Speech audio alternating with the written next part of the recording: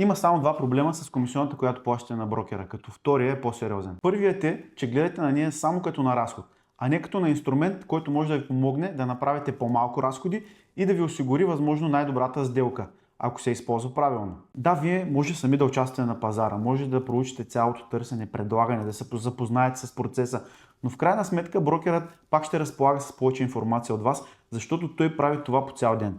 А времето, което спестявате, е съвсем отделен въпрос. От друга страна, ако участвате за първи път на пазара, без значение продавач или купувач, местата, на които може да сгрешите и парите, които може да изгубите, са в пъти повече от комисионната, която бихте платили на един брокер. Вторият проблем, който е по-сериозният, е на кого плащате тази комисионна. В най-общия случай, вие се обаждате по обява и започвате да работите с някой, който не познавате, нямате абсолютно никаква предварителна информация за него.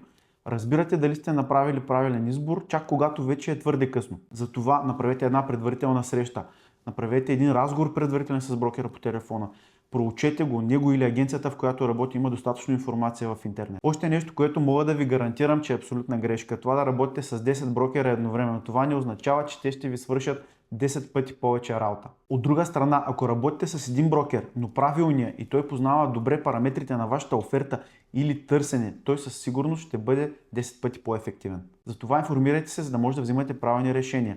Проблемът не е комисионната, грешният избор е.